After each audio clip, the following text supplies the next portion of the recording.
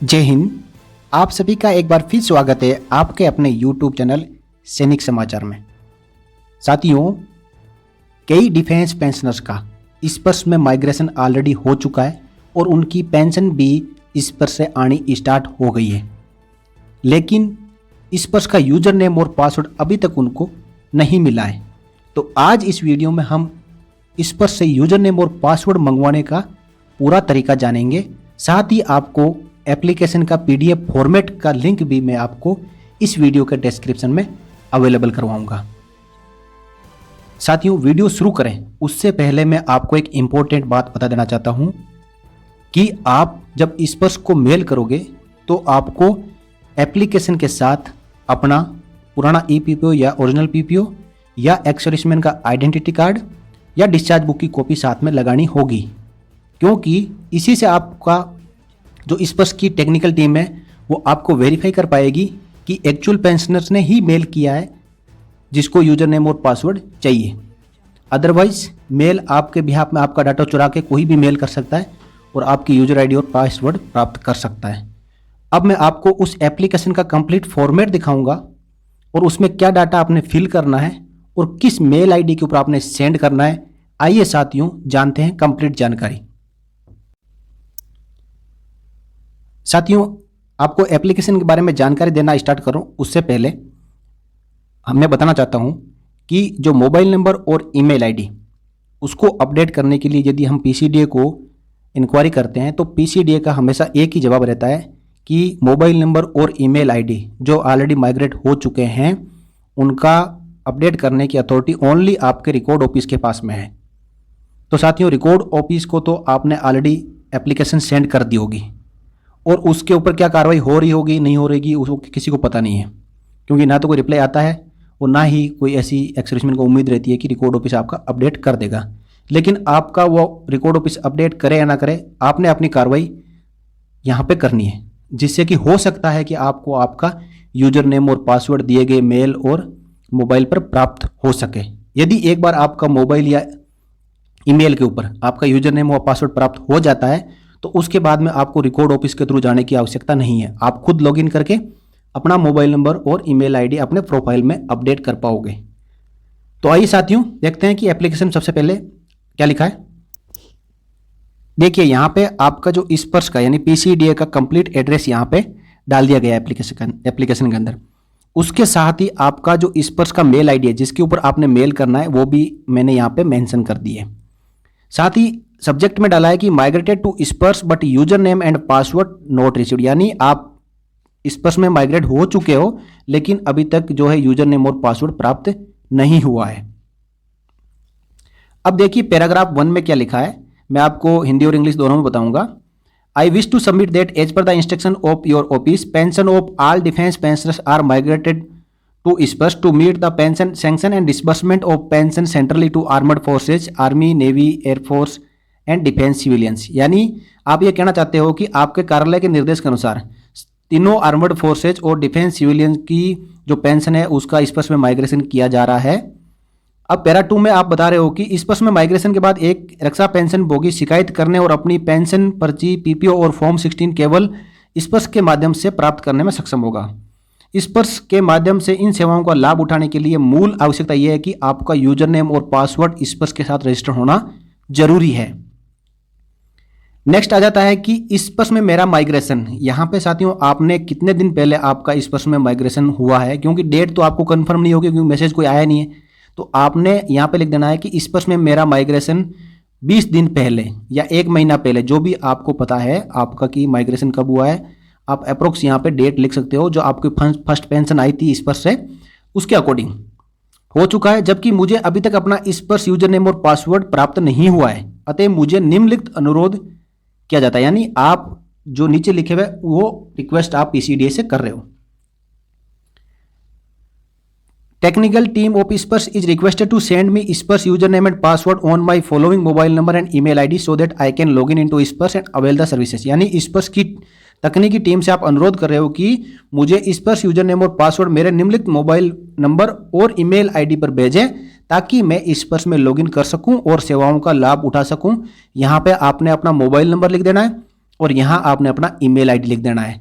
या दूसरी रिक्वेस्ट आप ये कर रहे हो कि यदि आप मुझे इन दिए हुए मोबाइल नंबर और ईमेल आईडी के ऊपर यूजर नेम और पासवर्ड नहीं भेज सकते, तो मेरे ये मोबाइल नंबर और ईमेल आईडी मेरे स्पर्श के प्रोफाइल के साथ में अपडेट कर दो, ताकि मैं स्पर्श की वेबसाइट पर जाके फॉरगॉट पासवर्ड करके अपना जो डिफॉल्ट पासवर्ड है वो दोबारा अब मेरे मोबाइल के ऊपर मंगवा सकूं। तो साथियों, यहाँ पे आप एक साथ दो रिक्वेस्ट कर रहे हो, दोनों में से एक रिक्वेस्ट को एक्सेप्ट करने के लिए आप पीसीडी से रिक्वेस्ट कर रहे हो कि या तो मुझे जो है यूजर नेम और पासवर्ड भेज दें, या फिर यूजर नेम और पासवर्ड नहीं सेंड कर सकते तो मुझे जो मेरा मोबाइल नंबर और ईमेल आईडी है उसको स्पर्श के साथ रजिस्टर कर दें। तो देखो साथियों, इसको सेंड करके देखो, स्पर्श आपका दोनों में से एक रिक्वेस्ट पक्का कंसिडर करेगा।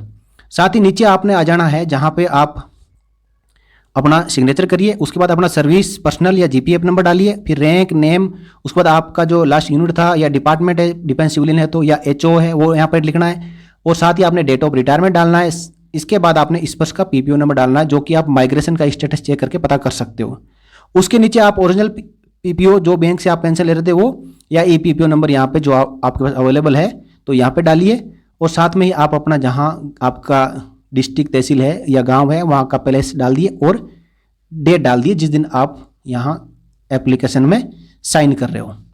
डेट डालने के बाद आपने इसके साथ आपको या तो ये ओरिजिनल जो पीपीओ या ई पीपीओ इसकी कॉपी साथ में लगानी है, और साथ में ही या तो डिस्चार्ज बुक या एक्स सर्विसमैन का आइडेंटिटी कार्ड, ये पीसीडी को वेरिफिकेशन पर्पज़ के लिए भेजना है। जैसे मैं पहले बताया था कि पीसीडी आपको वेरीफाई करने के बाद में ही यदि पॉसिबल होगा तो आपको यूजर नेम और पासवर्ड भेजेगा, क्योंकि एप्लीकेशन तो कोई भी सेंड कर सकता है। आप जिस मेल से सेंड करोगे, पीसीडी को क्या पता कि ये मेल पर्टिकुलर किसी उसी डिफेंस पेंशनर का है जिसने ये यूजर नेम और पासवर्ड मांगा है। इसलिए उनको वेरिफिकेशन के लिए साथ में आपने ये डॉक्यूमेंट जरूर अटैच करके भेजना है। साथियों, ये भेजने के बाद आप 5 to 7 डेज वेट करिए, यदि आपका आ जाता है तो ठीक है, अदरवाइज आप हेल्पलाइन पे कॉल करने की कोशिश करके आप उनको बताइए, यदि कॉल लग जाता है तो उनको बताइए कि मैंने इस प्रकार ईमेल किया है, मुझे यूजर नेम और पासवर्ड अभी तक नहीं मिला। तो साथियों, इस प्रकार ये एप्लीकेशन मैंने आप सबके लिए बना के डाल दिया है ताकि आपको परेशानी ना उठाना पड़े। आप सिंपली इस वीडियो के नीचे जहाँ पर हेडिंग आता है, जहाँ नीचे वीडियो के नीचे डिस्क्रिप्शन पर क्लिक करेंगे तो सबसे नीचे आपको इस एप्लीकेशन के पीडीएफ का लिंक अवेलेबल हो जाएगा।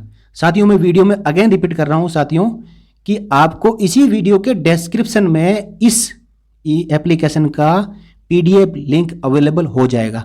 इसके बावजूद भी साथियों उसको लिंक करके आप डाउनलोड नहीं कर पाते हो, या मैं बोलने के बावजूद भी कोई नहीं करते हो, डायरेक्ट मुझे कमेंट करते हैं कि लिंक सेंड कर दीजिए, तो मैं कर दूंगा। आपकी मदद के लिए हर वक्त सैनिक समाचार तैयार है। आप जो भी जिस प्रकार की आपको हेल्प की रिक्वायरमेंट है प्रोवाइड की जाएगी। और साथियों, आश्वस्त रहें, स्पर्श बहुत ही अच्छा सिस्टम है। फ्रस्ट्रेट ना हो कि स्पर्श आ गया तो पेंशन बंद हो जाएगी, ये हो जाएगा वो हो जाएगा। एक बात और क्लियर कर देना चाहता हूँ, चाहे 1980 का रिटायरमेंट हो चाहे 2021 का रिटायरमेंट हो, स्पर्श में माइग्रेशन सभी का होना है, कंपलसरी है, होना ही है। बैंकों से बैंक के खाते में पेंशन जरूर आएगी, लेकिन बैंक के थ्रू आगे पेंशन डिफेंस पेंशन डिस्ट्रीब्यूट नहीं होगी। और ये अब डायरेक्ट आपकी आरबीआई के ई कुबेर सॉफ्टवेयर के थ्रू आपकी पेंशन आ रही है।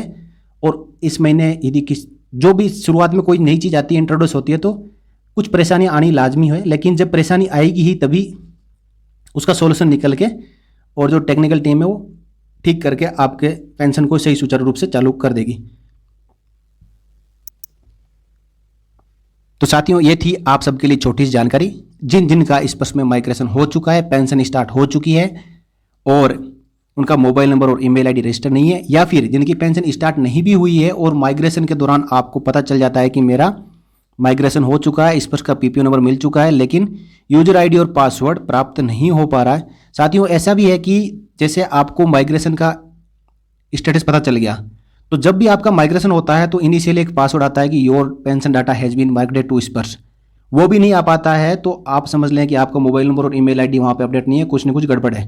तो आप इस एप्लीकेशन को सेंड कर दें, आप अपनी तरफ से सेंड कर दें, टेक्निकल टीम इसके ऊपर कार्रवाई करेगी और आपको जो यूजर नेम और पासवर्ड प्रोवाइड किया जाएगा।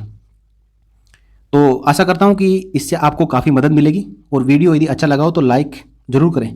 और आप दूसरों की मदद तभी कर सकते हो जब इस वीडियो को आप उनके पास शेयर करोगे।